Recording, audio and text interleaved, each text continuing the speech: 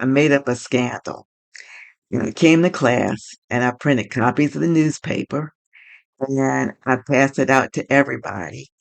And the pastor stood on top of a desk and started preaching about how wrong it was to be for this particular uh, councilman to be in this. Maybe it was the mayor. The mayor was in this scandal and how awful it was. Blah blah blah.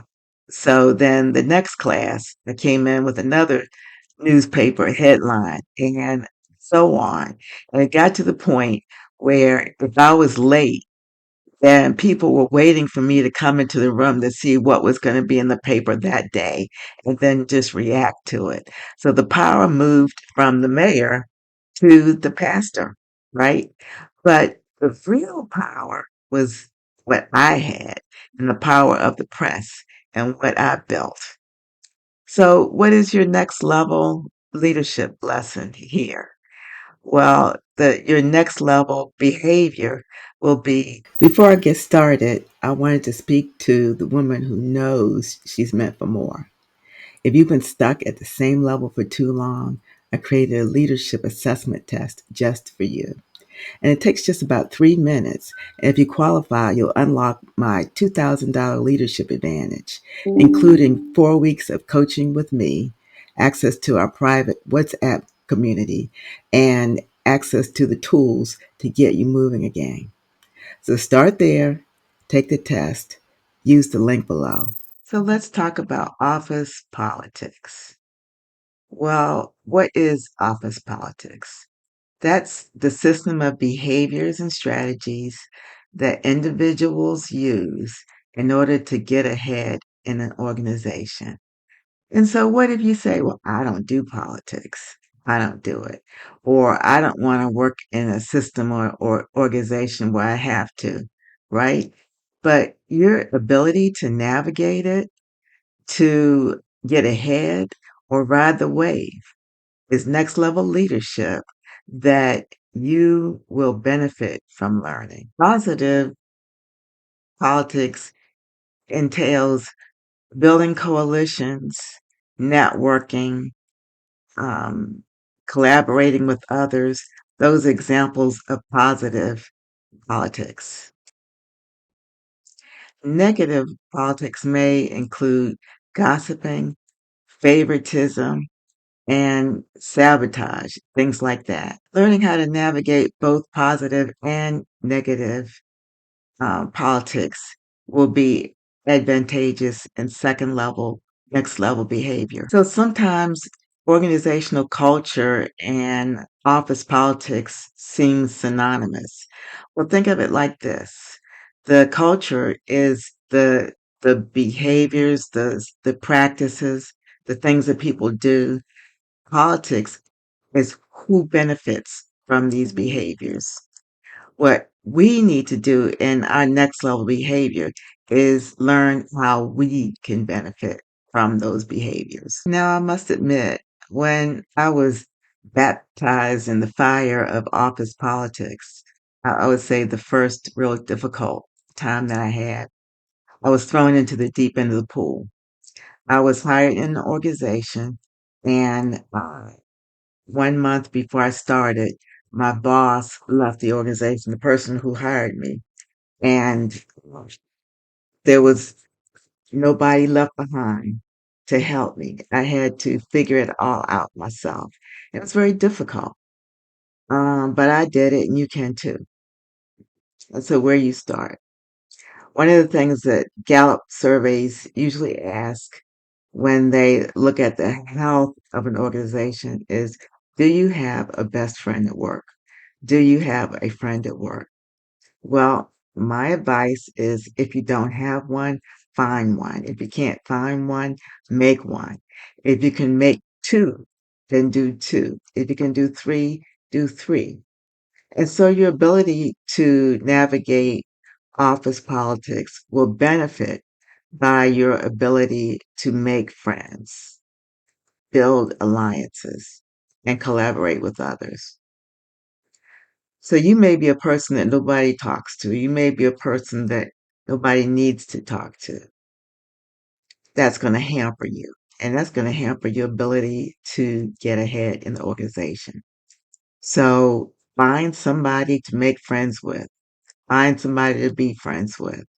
And that is the start of your ability to navigate politics. Just as simple as that. Make a friend. One of my first uh, exposures to politics at this level, I got in college, in undergraduate school, and in our social studies class, we formed a model government, a model city government. And our city government was able to, um, well, we were set up in order to operate as a government and see how the ins and outs of government work at at a one-on-one level. So I don't know what happened, but I got the short straw, and I was a pastor. I was a pastor at a church, and the class was filled, overrepresented with members of a certain fraternity, and they all knew each other, and they all had each other's back. And they got in as the city council and the mayor, and nobody could do anything else. It was all them.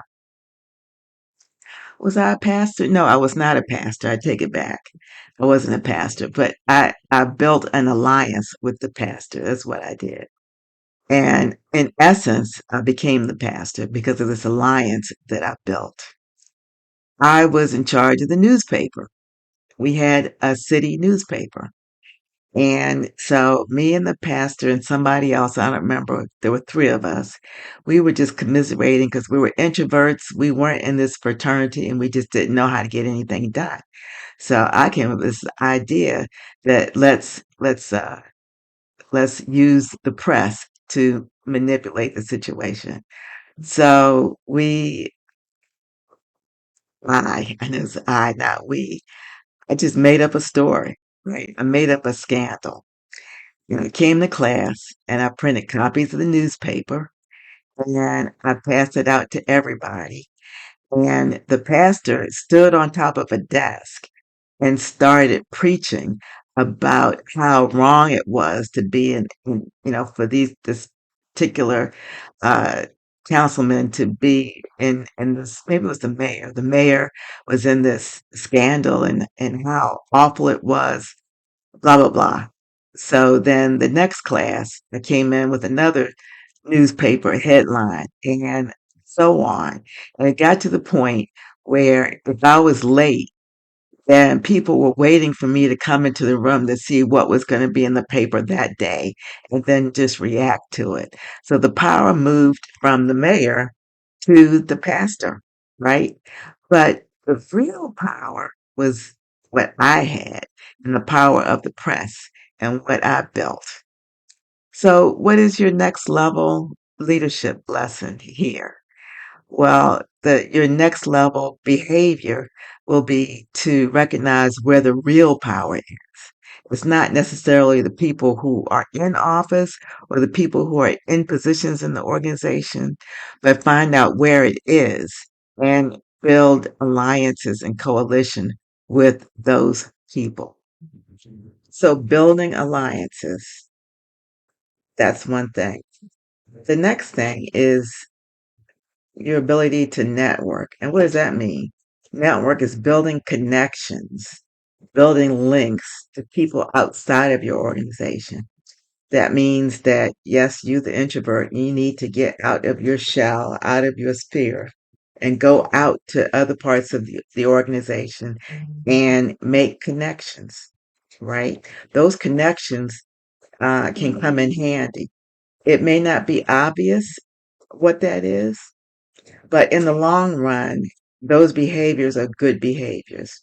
When you are building networks on a larger scale, like outside the organization, that's even more beneficial.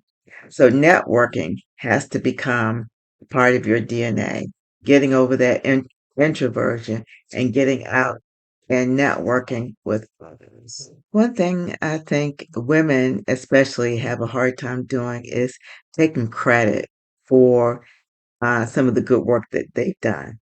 They they are maybe team players and want to say we did this, we did that, and are very sensitive to not saying I did this or I did that or I did the other.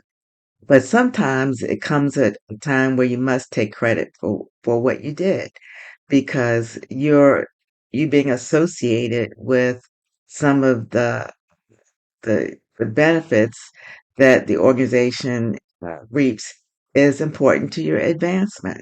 So being able to balance not being on one extreme and taking credit for everything, on the other extreme taking credit for nothing, somewhere in the middle you must land and be able to take credit when credit is due and learn how to overcome those shy behaviors that want to say, well, we did it. Because it's not always a bad thing to take credit for something. So build coalitions, network, and appropriately take credit for what you do. Those are some positive behaviors for office politics. The next video, I'll talk about how to overcome some of the negative aspects of negative politics. Until then, you're not stuck because you're not capable. You're stuck because you've been doing it alone. There's an African proverb that says you can go fast alone or far together.